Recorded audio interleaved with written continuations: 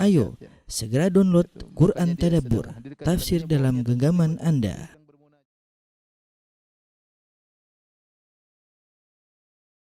Bismillahirrahmanirrahim. Assalamualaikum warahmatullahi wabarakatuh.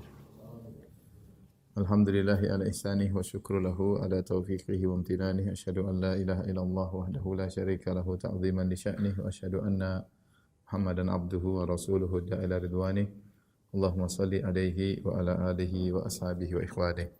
Para pemirsa, ikhwan dan akhwat yang dirahmati oleh Allah Subhanahu wa taala, jamaah Masjid As-Sunnah Bintaro yang dirahmati oleh Allah Subhanahu wa taala. Alhamdulillah pada kesempatan malam hari ini kita dipermudahkan kembali oleh Allah Subhanahu wa taala untuk saling menasihati ya tentang hari akhirat, tentang kondisi-kondisi yang kita semua akan menghadapinya ya. Pada pertemuan lalu telah kita selesaikan membahas tentang hisab ya. Dan pada kesempatan kali ini kita akan bahas tentang al-mizan, tentang al-mizan, yaitu ditimbangnya amalan-amalan hamba.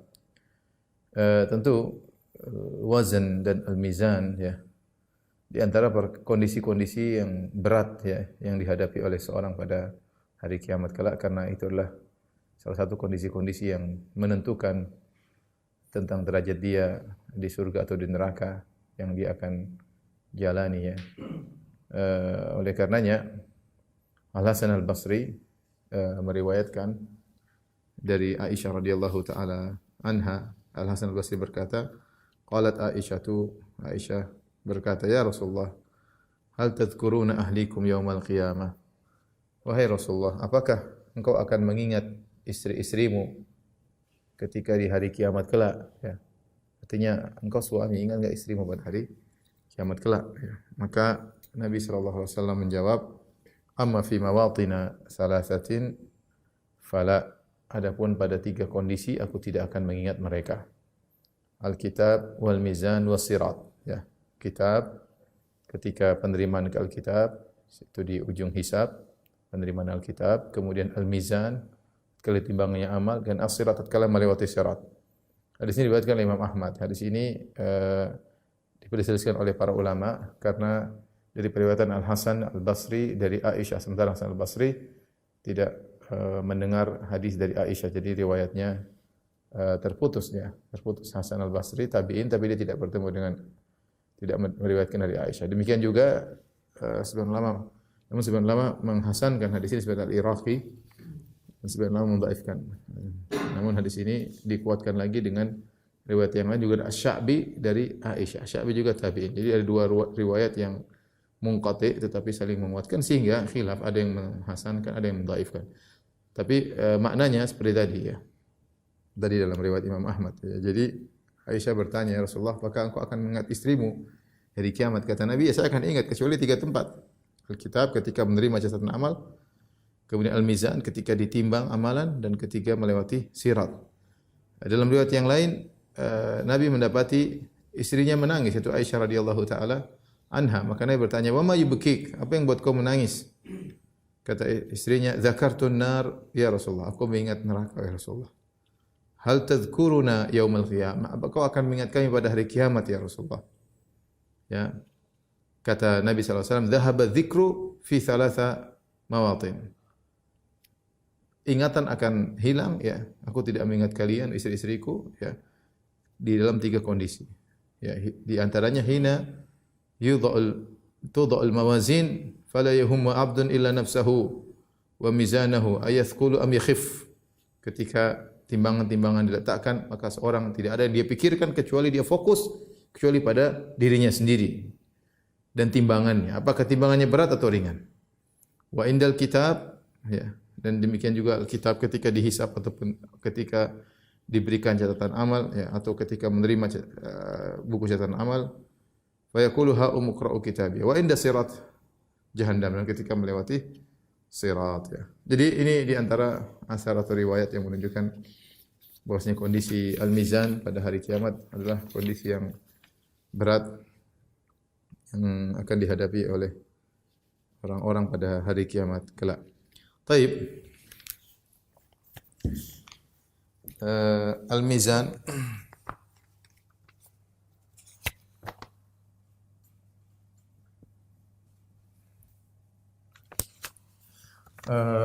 al-mizan adalah proses setelah proses al-mizan atau timbangan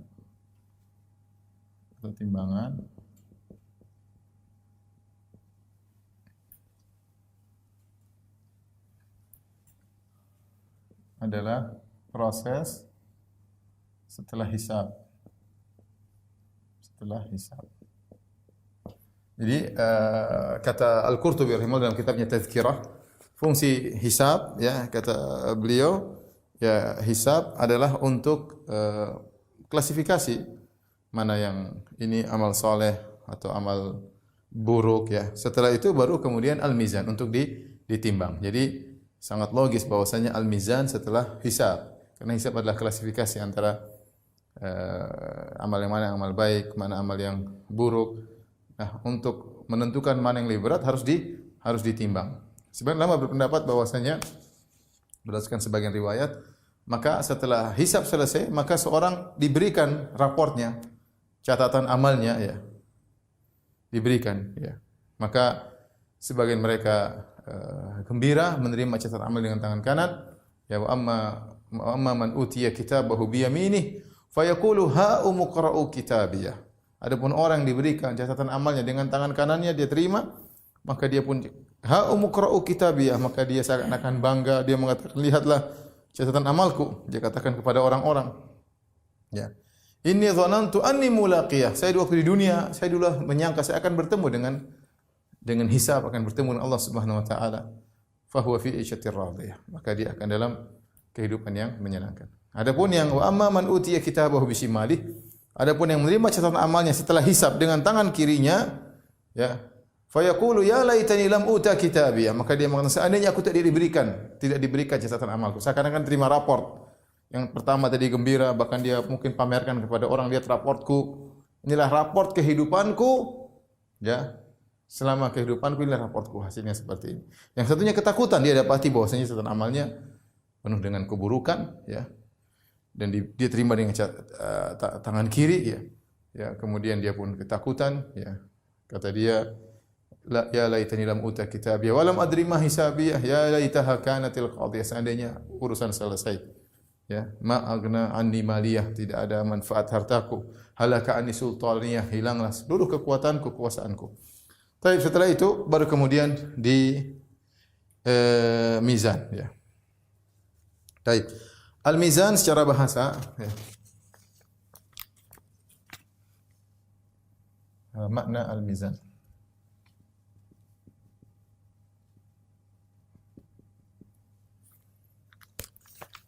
Secara bahasa ya.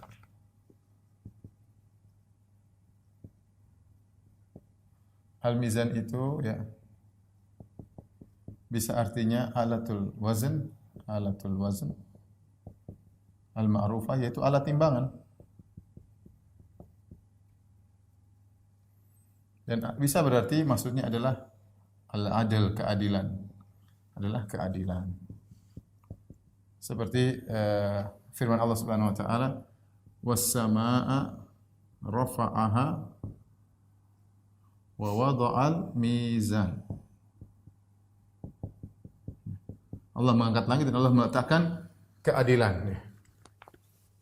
Keadilan ini maknanya adalah keadilan. Tetapi yang dimaksud dengan mizan yang akan kita bahas tentang mizan timbangan pada hari kiamat adalah makna ini, alat timbangan. Ini yang dimaksud. Ini yang dimaksud. Mizan ya. Adapun dalil tentang mizan, dalilnya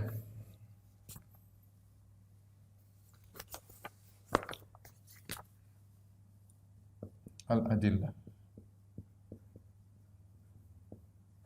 dari Al-Qur'anul Karim, kemudian dari al-hadis. Adapun dari Al-Qur'anul Karim ada beberapa ayat ya, seperti firman Allah Subhanahu wa taala ya, fa amma man thaqulat mawazinuhu ya ummuhu fahuwa fi 'ishatin radiyah. Fa amma man thaqulat mawazinuhu fahuwa fi 'ishatin radiyah. Ya. Kemudian amma man khaffat mawazinuhu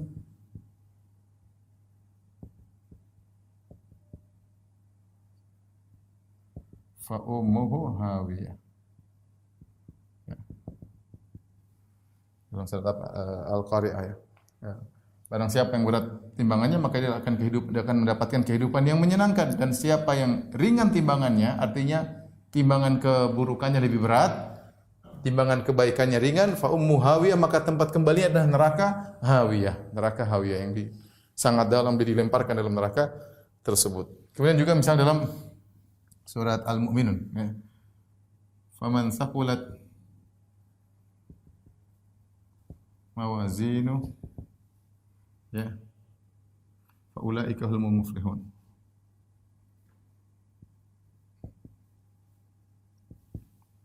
Wa man khaffat mawazinu fa ulaika alladziina khasiru anfusahum fi jahannam khalidun, dan seterusnya. Talfahu wujuhahum an-nar wa hum fiha kalihun. Kata Allah dalam surat Al-Mu'minun, barang siapa yang lebih berat timbangannya maka mereka adalah orang yang beruntung.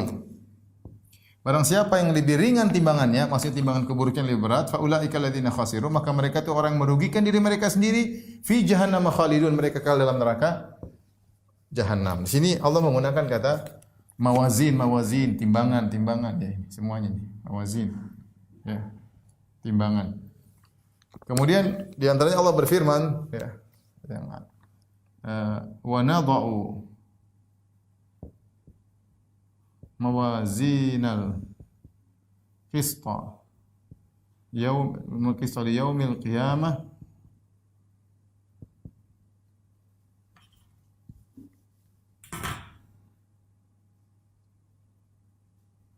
Mandal qista mawazin liman kana fala tuzlamu nafsun minhu syai'a fala tuzlamu nafsun.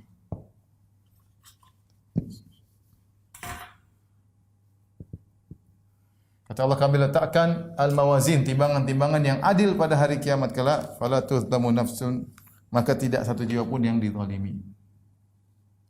Baik. Inilah dalil Al-Qur'an menunjukkan adanya mizan. Adapun dalam hadis banyak sekali tentang dalil tentang adanya tentang adanya mizan. Contohnya seperti hadis Nabi sallallahu alaihi wasallam ya, kalimatani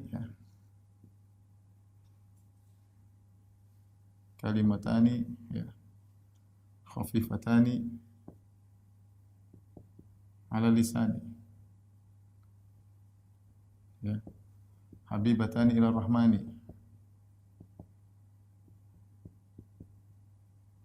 saqilatani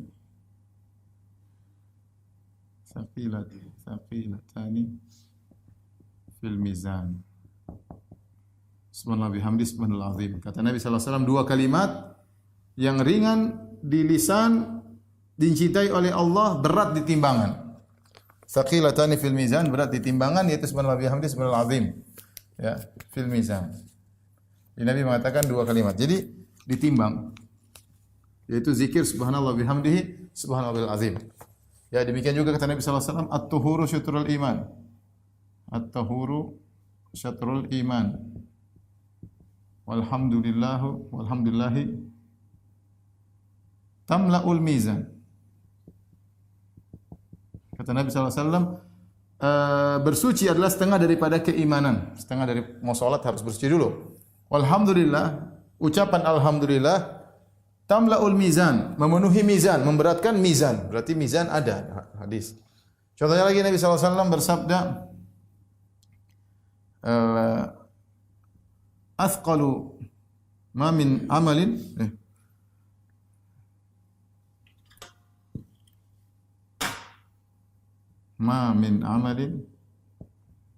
athqalu fi mizanil mu'min yaumal qiyamah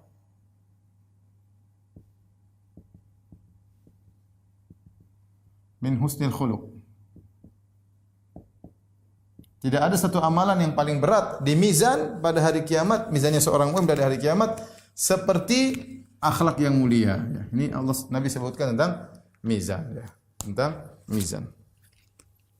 Baik, yang berikutnya bagaimana sifat mizan tersebut? Ya.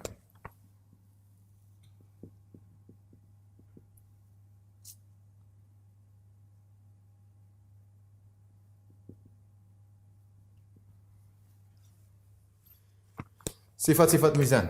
Ya. Pertama, ya, mizan tersebut hakiki, ya. Ya, bukan majazi.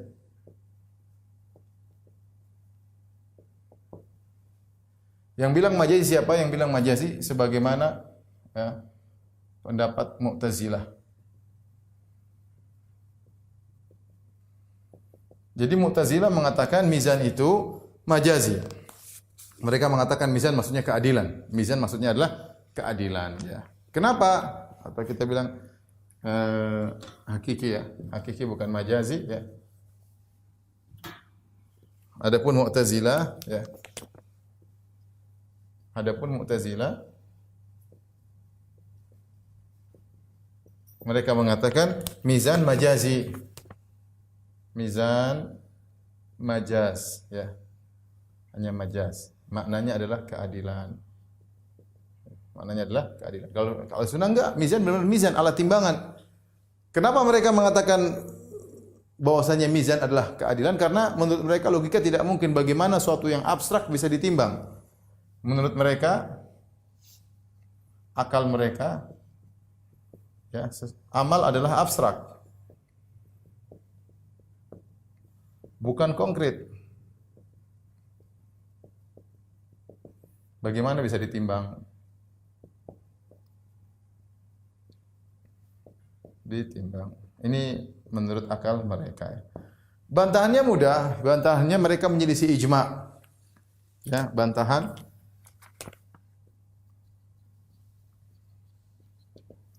Jadi bantahan pertama mereka menyelisih ijma. Ini menyelisihi ijma ulama. Sebagaimana disebutkan oleh para ulama dalam buku-buku mereka, ijma salaf bahwasanya mizan adalah hakiki, bukan suatu majazi, ya. Ya. Kemudian yang kedua, terlalu banyak dalil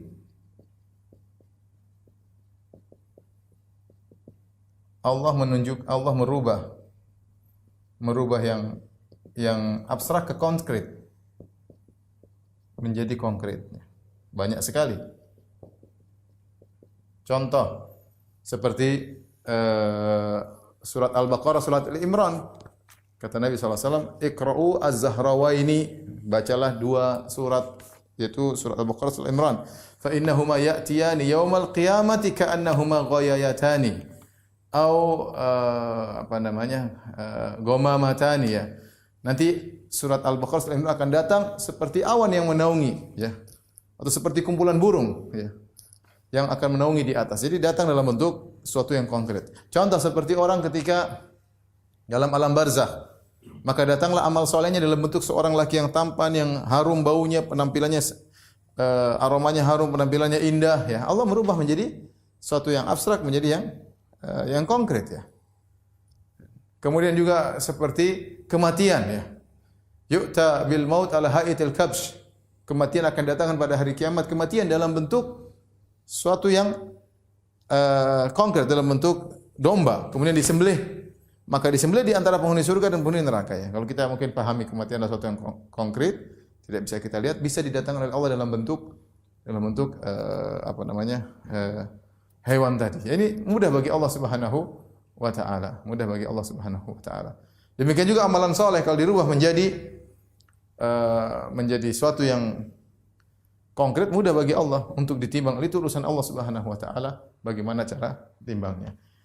Jadi menurut mereka tidak logis, menurut kita bisa saja. Allah Maha Kuasa. Ya. Kemudian Yang ketiga, ya, kalau kita ya takwil, maka terlalu banyak yang mau ditakwil. Banyak yang ditakwil. Seperti ini bantahan daripada Al-Qurtubi. Al-Qurtubi mengatakan kalau ini mau ditakwil, nanti kita semua takwil. Contoh, sirat, itu bukan sirat di atas neraka. Ini maksudnya begini ya. Misalnya surga dan neraka itu enggak ada. Maksudnya takwilannya itu adalah kebahagiaan dan kesengsaraan yang kita rasakan di dunia. Kebahagiaan yang kita rasakan di dunia itulah jannah. Kesengsaraan yang kita rasakan di dunia adalah nar, seperti itu. Kalau kita jin syaitan maksudnya bisikan-bisikan jahat. Adapun malaikat adalah bisikan-bisikan menuju pada kebaikan. Nanti akhirnya semuanya bisa ditakwil. Kalau kita mau takwil mizan, artinya karena tidak masuk logika kita katakan itu adalah bukan alat tapi hanya sekedar keadilan, maka ini tidak tepat. Bantahan berikutnya bahwasanya ya dalam sebagian dalil menunjukkan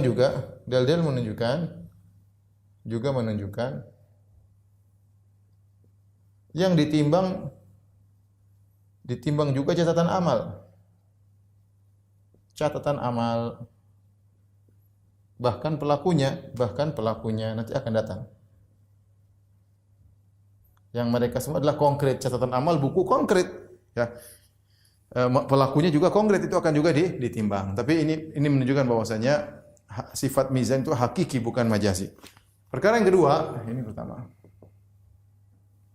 Yang kedua, para salaf mengatakan mizan tersebut memiliki kifatan,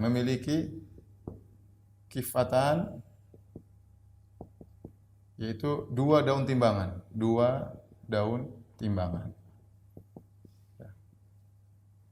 Kenapa dua timbangan? Satu daun timbangan untuk meletakkan keburukan, satu daun timbangan untuk meletakkan kebaikan. Dan ini datang dalam hadis-hadis bahwasanya mizan tersebut memiliki dua timbangan. Bagaimananya wallahu a'lam bishawab, ya. Bagaimananya wallahu a'lam bishawab. Wallahu a'lam.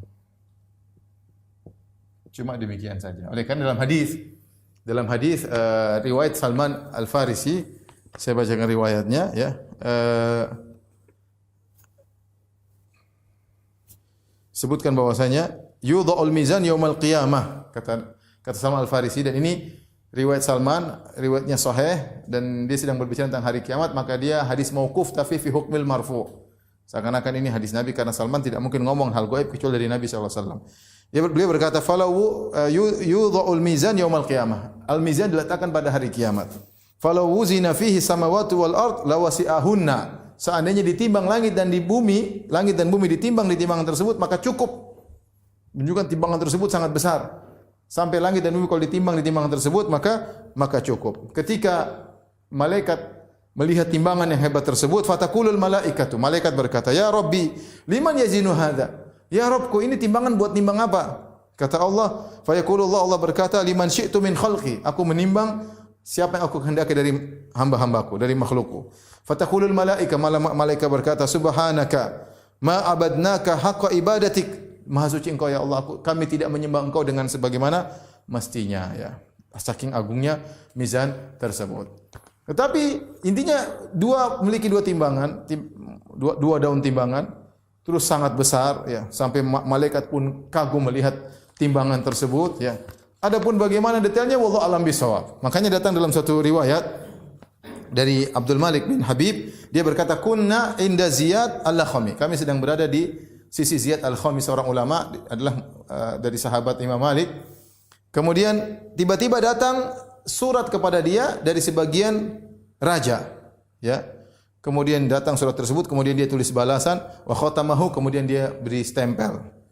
Kemudian Ziyad berkata kepada kami, "Apa sih surat tersebut?" Fahwar risalah, maka dia bilang, "Ini tadi risalah. Innahu sa'ala an kifatil mizan." Sungguhnya tadi surat dari sebagian raja atau pejabat. Isinya dia bertanya kepadaku tentang bagaimana dua daun timbangan mizan. Amin dhahabin, amin fiddah. Apakah dua daun timbangan tersebut dari emas atau dari perak? Pertanyaannya tentang gaifiyah. Kalau Nabi tidak menjelaskan dari mana kita tahu, dari perak atau dari perunggu atau dari emas. Dia tanya tentang suatu hal yang kita tidak tahu, hal yang gaib, tidak ada dalilnya. Maka raja ini atau sultan ini atau pejabat ini bertanya kepada ulama tadi. Sungguhnya dua daun timbangan tersebut terbuat dari apa? Emas atau perak? Fakatabtu ilaihi, maka aku beri jawaban kepada sultan tersebut, min husni islamil mar'i tarkuhu ma la ya'ni. Di antara keelokan Islam seorang, tinggalkan perkara yang bukan urusannya. Apa urusan Anda terbuat dari emas atau perak?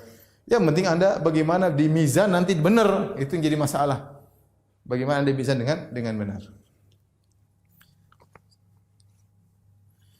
Kemudian di antara sifat-sifat mizan tersebut ya adalah adil.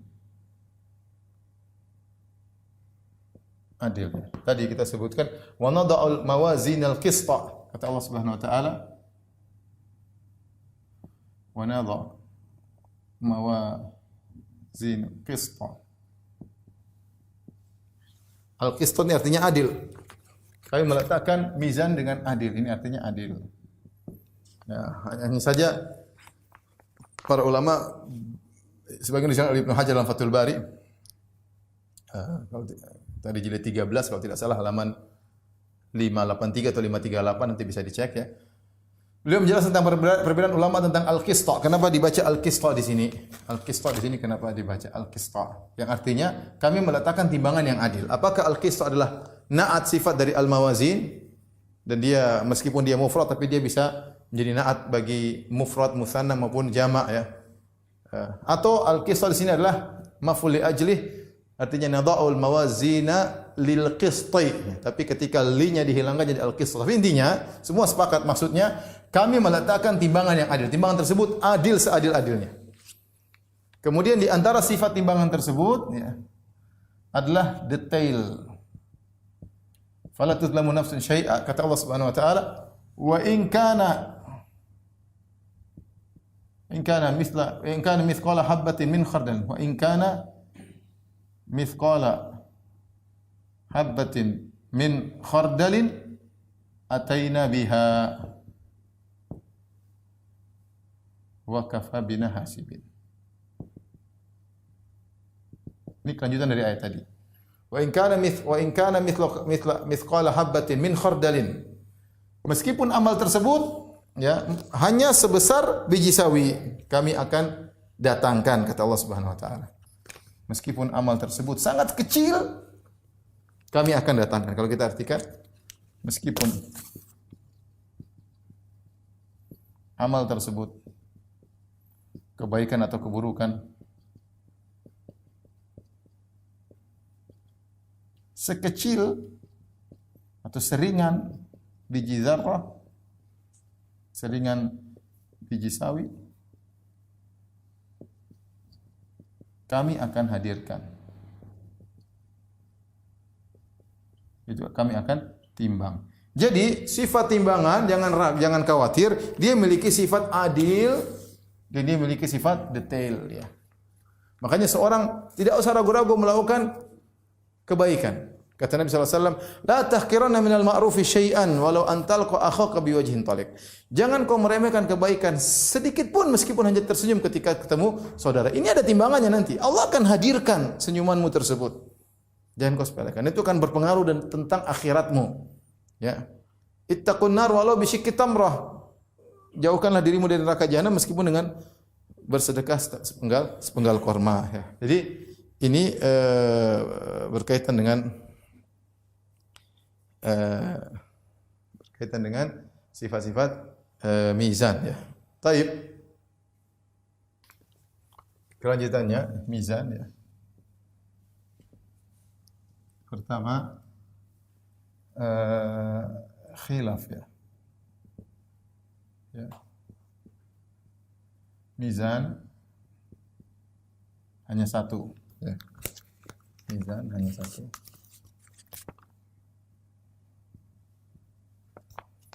Dapat kedua, ini khilaf di antara Ahlus Sunnah. Mizan berbilang. Berbilang.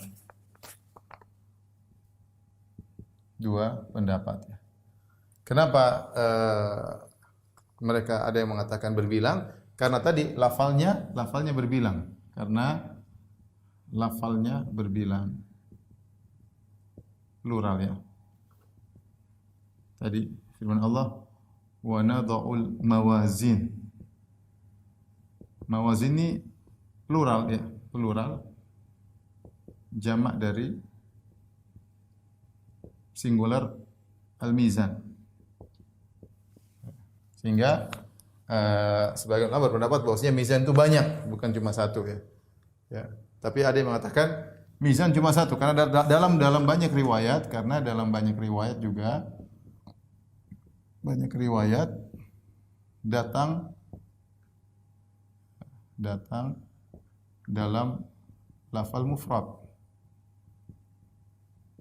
Tadi ya, alhamdulillah tamla'ul mizan misalnya, alhamdulillah tamla'ul mizan. Alhamdulillah tamla'ul mizan ya. Ini dalam hadis banyak. Tadi sudah kita sebutkan hadis-hadisnya. Rata-rata datang dalam konteks mufrad. Adapun jamak, adapun lafal jamak maka ditinjau dari banyaknya model orang yang ditimbang, yang akan ditimbang amalnya,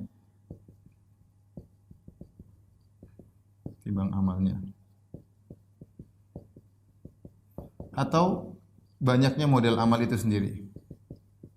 Banyaknya model amal.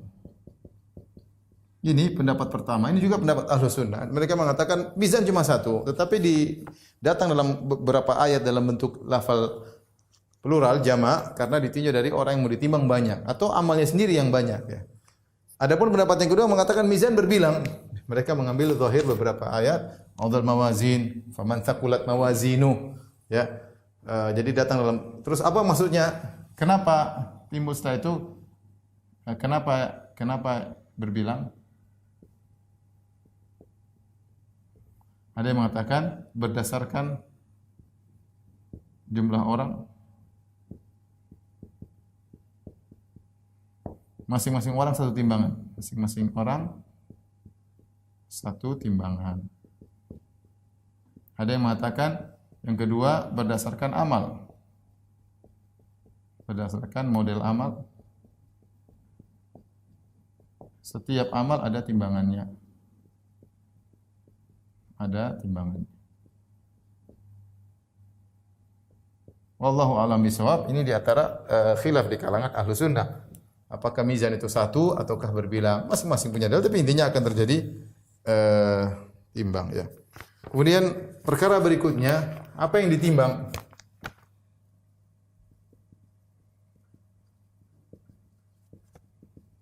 Kalau kita perhatikan dalil-dalil, maka dalil-dalil menunjukkan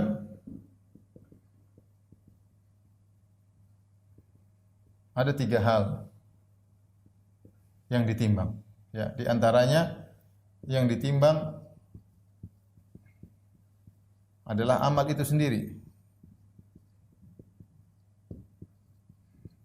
Dan yang kedua menunjukkan yang ditimbang adalah catatan amal. Yang ketiga yang ditimbang adalah pelakunya. Datang tiga model dalil. Ya. Seperti yang ditimbang amal itu sendiri, seperti tadi hadis-hadis yang disebutkan. Alhamdulillah tamla'ul mizan. Sungguhnya alhamdulillah memenuhi timbangan. Berarti alhamdulillah kan amalnya. Oh tadi kalimatani khafifalatani 'ala lisani habibatin lirrahmani thaqilatani fil mizan. Dua kalimat yang mudah diucapkan oleh mulut, dicintai oleh Allah, kemudian berat di timbangan. Berarti zikirnya yang ditimbang. Contohnya tadi, ma min syai'in asqalu fi mizanil mu'min yaumil qiyamah min husnil khuluq. Tidak ada yang lebih berat pada timbangan seorang mukmin pada hari kiamat seperti amal akhlak yang mulia. Berarti yang ditimbang adalah amal itu sendiri. Dalilnya tadi sudah saya sebutkan. Ada juga dalil menjadikan timbangan adalah catatan amal, yaitu kisah hadis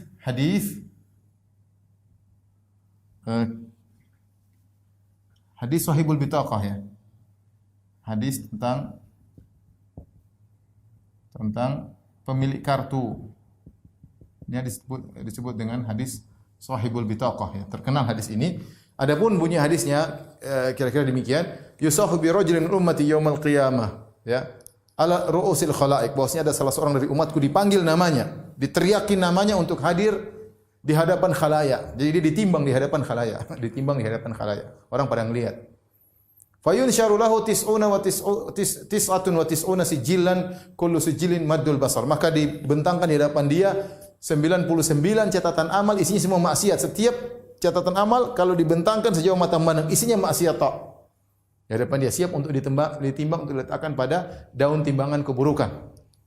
Maka ditanyakan kepada dia, hal hazala maka katabatil hafizun, apakah malaikat tukang catat dulu salah catat? Mungkin salah catat begitu catat ternyata ada salah ya. Kau mungkin hanya mencuri sekali tulis 2 kali, mungkin kau hanya melihat cewek 2 kali ditulis 5 kali, mungkin malaikat salah catat. Kata dia enggak.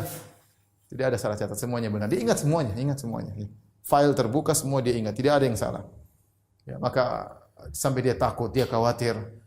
Maka Allah mengatakan, "Indaka ya, sungguhnya kau punya laka indana hasanah. Kau punya kebaikan di sisi kami."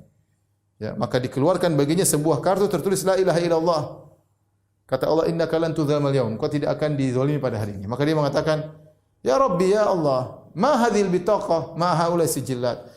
Apa pengaruhnya satu kartu dibandingkan dengan catatan keburukan yang begitu banyak? Kata Allah, kau tidak akan dizalimi pada hari ini. Ketika diletakkan catatan keburukan di timbangan keburukan, la ilallah di timbangan kebaikan, maka ternyata lebih berat timbangan kebaikan. Lebih berat timbangan kebaikan. Ini dalil bahwasanya yang diletakkan di timbangan catatan amal. Hadis namanya disebut hadis pemilik kartu la ilaha illallah. Yang diletakkan di timbangan catatan amalnya. Kemudian ada hadis lagi yang menunjukkan ditimbang adalah pelakunya, seperti hadis Ibnu Mas'ud, hadis tentang Ibnu Mas'ud. Suatu hari Ibnu Mas'ud dengan para sahabat radhiyallahu anhum ajma'in sedang mencari kayu siwak kalau tidak salah, tiba-tiba ada angin yang bertiup sehingga tersingkaplah betis Ibnu Mas'ud dan betisnya kurus. Ibnu Mas'ud orangnya kurus. Ya, maka sebagian sahabat tertawa melihat kurusnya betis Ibnu Mas'ud. Maka Nabi bertanya, "Mimma tadhakun?" Apa yang buat kalian tertawa? Sahabat jujur, "Min diqqati saqahi ya Rasulullah." Karena kecilnya betisnya. Kata Nabi SAW, "Lahuma fil mizan yaumal qiyamah." Ya. Athqal min Jabal Uhud. Itu 2 betis nanti kalau ditimbang pada hari kiamat lebih berat daripada gunung Uhud. Ini menunjukkan bahwasanya pelakunya juga ditimbang. Pelakunya juga ditimbang ya. Kemudian juga datang dalam satu hadis, yu'ta birrajulil kafir as-samin ya. Akan datangkan pada hari kiamat seorang kafir yang gemuk diletakkan di daun timbangan ya.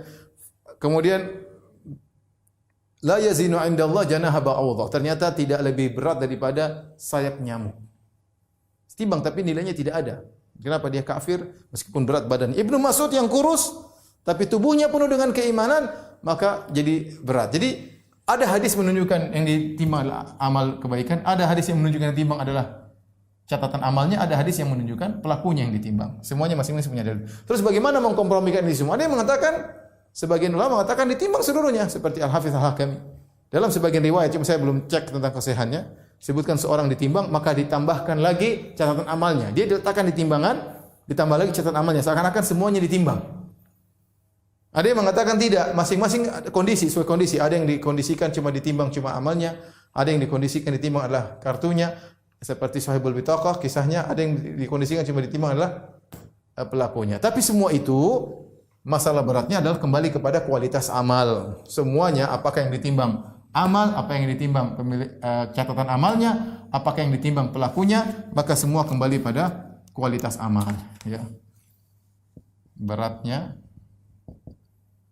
Berat atau tidak beratnya, berat atau tidaknya, berat atau ringan, kembali kepada kualitas amal. Ya. Seperti la ilaha illallah, kartu la ilaha illallah. Setiap orang mukmin punya kartu la ilaha illallah semuanya. Tetapi apakah kartunya berat seperti ini? Tidak semuanya. Karena kualitas tauhid seorang berbeda-beda. Semakin orang tauhidnya tinggi, maka kartu la ilaha illallah semakin berat jika diletakkan di timbangan. Akhlak baik, banyak orang punya akhlak baik, tapi tingkat beda-beda. Murah senyum ada, tapi ada orang murah senyum dengan tulus, kemudian beda. Akhlak satu orang dengan yang lainnya beda ya. Sama alhamdulillah, sama-sama ditimbang. Salat sama-sama ditimbang, tapi salat yang satu berbeda dengan salat yang lain. Oleh karenanya, ini semua apakah yang ditimbang amal atau catatan amal atau pelakunya kembali kepada kualitas amal itu sendiri. Maka seorang berusaha, umur kita yang terbatas, kemampuan kita terbatas, berusaha beramal dengan amal yang kualitas tinggi.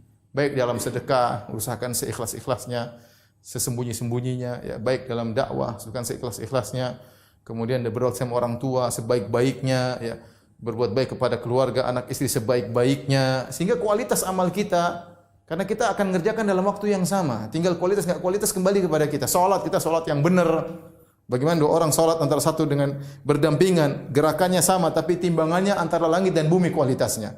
Maka waktu kita berjalan, jangan kita habiskan waktu kita dengan amal yang tidak berkualitas. Berusaha, ya. Kalau kita berusaha menuju amal berkualitas, maka akan nampak pengaruhnya tatkala ditimbang pada hari kiamat kelak.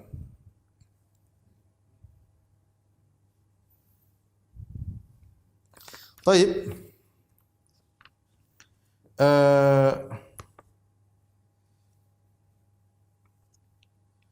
Masalah berikutnya.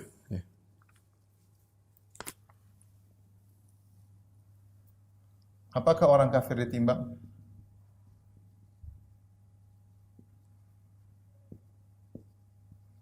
Ditimbang amalnya?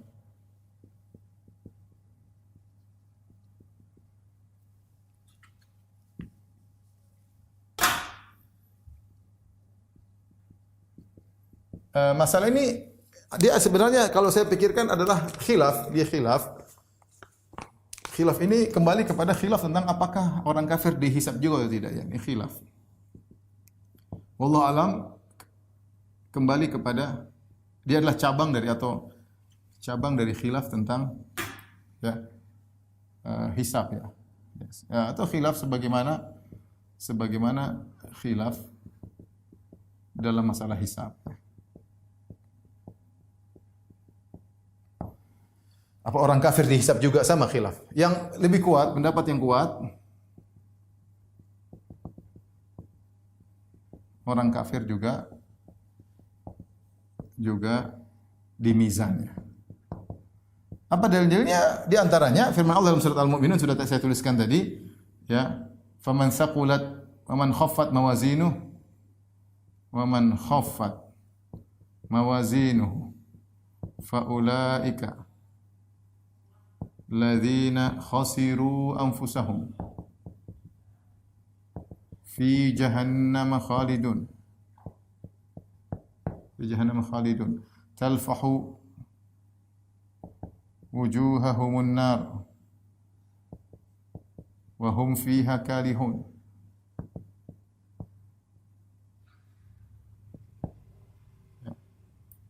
Hum fiha kalihun. Di sini Allah Subhanahu wa taala ya menyebutkan ya, dalam surat Al-Mu'minun ya. Bisa dilihat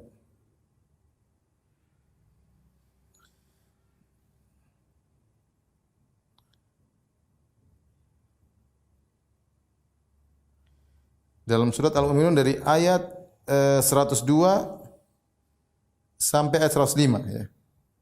Alam takun ayati tutla alaikum fakuntum biha tukadzibun. Allah berfirman setelah itu. Ini ayat 102 sampai 105 ya. 23 102 sampai 105. Alam takun ayati tutla alaikum fakuntum biha tukadzibun. Saya ulangi, saya baca ayatnya. Dan barang siapa yang ringan timbangannya, maka mereka itulah yang merugikan diri mereka di neraka kekal. Ini menunjukkan ini orang kafir. Di neraka kekal.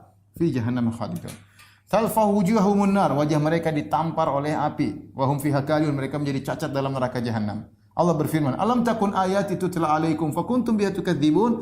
Bukankah ayat kami telah dibacakan kepada kalian, kalian mendustakan? Yang mendustakan ayat Allah maksudnya orang kafir. Ini dalil sangat tegas bahwasanya orang kafir juga di mizan, ya. Orang kafir di mizan, ya. Tinggal Kenapa di mizan? Ya kita sebut banyak hikmahnya, mungkin untuk menunjukkan keadilan Allah Subhanahu wa taala, mungkin untuk mengetahui derajatnya di neraka seperti apa, ya seperti kita bicara ketika tentang hisab. Ketika tentang hisab, ya. Jadi orang kafir yang benar juga ditimbang. Baik. Adakah orang yang tidak ditimbang?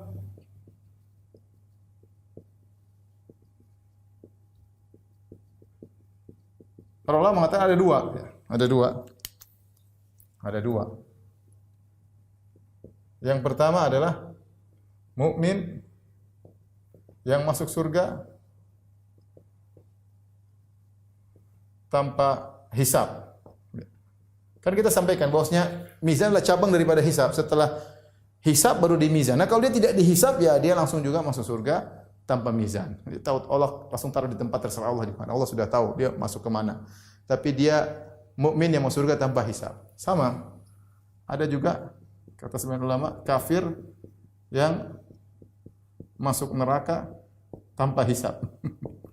Tanpa hisab. Ada orang kafir masuk neraka tanpa hisab, tanpa mizan. Kenapa dia masuk neraka tanpa hisab, tanpa mizan? Ya, tanpa hisab dan tanpa mizan. Sebagian ulama mengatakan ini disebutkan oleh Ibnu Hajar dalam Fathul Bari. Kenapa? Karena memang dia dosanya terlalu banyak dan kebaikannya nggak dianggap, nggak perlu dihisab, nggak perlu langsung aja. Ya. Ada orang kafir dihisab, mungkin dihisab, di mizan, anak ada kebaikannya. Kebaikannya ini mungkin membuat derajatnya di neraka agak naik dikit, mungkin seperti itu ya. Allah alam. Tapi ini orang isinya keburukan, tok tidak ada kebaikan. Ada orang kafir punya kebaikan, baik sama tetangga, sosial, relawan, sumbangan, banyak ya. Itu mungkin yang perlu ditimbang, perlu dihisab, perlu ditimbang. Tapi kalau ada yang kecil, jahat, kejam, tidak punya kebaikan sama sekali, maka langsung masuk neraka tanpa hisab dan tanpa mizan. Dan juga ada orang mukmin yang masuk surga tanpa hisab dan tanpa mizan. Ya. Taib. Yang terakhir, ya.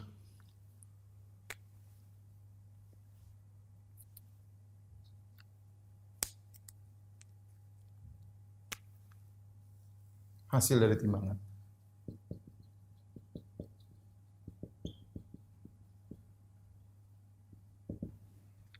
Ada 3 kemungkinan. Yang pertama, jika lebih berat kebajikan, maka masuk surga. Kemudian, yang kedua, jika sama berat, maka menjadi ashabul a'raf.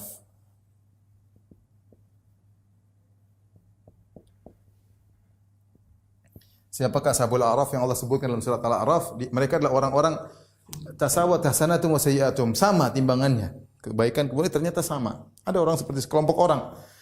Maka mereka ditahan dulu di suatu tempat, orang-orang sudah masuk surga, masuk neraka, mereka belum. Mereka Allah sebutkan dialog mereka dalam surat Al-A'raf ya. Nada ashabul a'raf ashabul a'raf berbicara dengan penghuni neraka, melihat penghuni surga, melihat neraka. Mereka ditahan dalam waktu tertentu, namun setelah itu Allah masukkan mereka dalam surga. Tapi ini ujungnya masuk surga. Tapi terlambat. Ujungnya masuk surga. Yang ketiga, ya. Lebih ringan kebajikannya. Dalam artian yaitu lebih berat keburukannya.